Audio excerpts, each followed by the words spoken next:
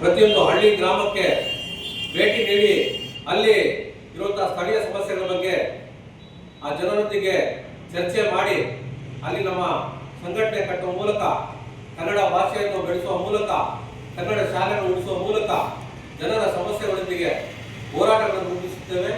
ಜನರೊಂದಿಗೆ ನಾವು ಇರ್ತೀವಿ. ಇಡೀ ಭಾಗ್ಯನಗರ ತಾಲೂಕಿನಲ್ಲಿ ನಮ್ಮ ಮುಂದಿನ ವರ್ಷ ಸುಮಾರು ಈಗಾಗಲೇ ಸದಸ್ಯತ್ವ ಅಭಿಯಾನ ಪ್ರಾರಂಭ ಮಾಡಿದ್ವಿ.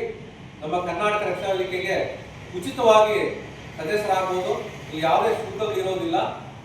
ನಮ್ಮ ಕರ್ನಾಟಕ ರಕ್ಷಣಾ ವೇದಿಕೆ ಕನ್ನಡಿಗರ ಸಾರಥ್ಯದ ಮಟ್ಟದಲ್ಲಿ ಪ್ರತಿಯೊಬ್ಬರು ಉಚಿತವಾಗಿ ನೋಂದಣಿ ಮಾಡ್ಕೋಬಹುದು ನಮ್ಮ ಸಂಘಟನೆಗೆ. ಜೊತೆಗೆ ನಮ್ಮ ಸದಸ್ಯತ್ವ ಅಭಿಯಾನ ಮುಂದಿನ ವರ್ಷದಲ್ಲಿ ಮುಂದಿನ ಕನ್ನಡ ರಾಜ್ಯೋತ್ಸವದವರೆಗೆ ಭಾಗ್ಯನಗರ ತಾಲೂಕಿನ ಎಲ್ಲ ಪಟ್ಟಣ ಪಂಚಾಯತ್ ಆಗಿರ್ಬೋದು, ಗ್ರಾಮ ಪಂಚಾಯತ್ ಆಗಿರ್ಬೋದು, ಎಲ್ಲ ಗ್ರಾಮಗಳಲ್ಲಿ ಓಡಾಡಿ ಸುಮಾರು 5,000 ಜನ ಸದಸ್ಯರನ್ನು ನಾವು ಸದಸ್ಯತ್ವ ಮಾಡಬೇಕಂತ ತೀರ್ಮಾನ ಮಾಡಿದ್ದೇವೆ.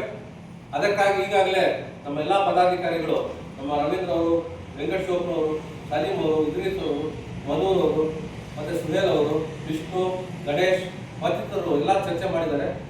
ಎಲ್ಲ ಚರ್ಚೆ ಮಾಡಿ ಹಲವಾರು ಸಲಹೆ ಸೂಚನೆ ನೀಡಿದ್ದಾರೆ. ಮುಂದಿನ ದಿನಗಳಲ್ಲಿ ಕರ್ನಾಟಕ ರಕ್ಷಣಾ ವೇದಿಕೆ ಕನ್ನಡಿಗರ ಸಾರಥ್ಯದಲ್ಲಿ ಬಲಿಷ್ಠ ಸಂಘಟನೆಯನ್ನು ಕಟ್ಟುತ್ತೇವೆ. ಜನರ ಜೊತೆಗೆ, ಕನ್ನಡ ಪರ ಜೊತೆಗೆ, ಕನ್ನಡಿಗರ ಜೊತೆಗೆ ನಾವು ಇರ್ತೀವಿ. ಕನ್ನಡಿಗರಿಗೆ ಅನ್ಯಾಯ ಆದರೆ ಅದು ಎಲ್ಲೇ ಆಗಿರ್ಬೋದು, ನಮ್ಮ ರಾಜ್ಯದಲ್ಲಿ ಎಲ್ಲೇ ಅನ್ಯಾಯ ಆದರೂ ಸಹ ಅದರ ವಿರುದ್ಧ ನಾವು ಧ್ವನಿ ಎತ್ತೀವಿ. ಕನ್ನಡಿಗರಿಗೆ ನ್ಯಾಯ ಸಿಗುವವರೆಗೂ ನಮ್ಮ ಹೋರಾಟವನ್ನು ಮುಂದುವರಿಸುತ್ತಾ ಅಂತ ಹೇಳುತ್ತಾ ನಾನು ಎರಡು ಮಾತು ಮುಗಿಸ್ತೇನೆ. ಜೈ ಹಿಂದ್, ಜೈ ಕರ್ನಾಟಕ.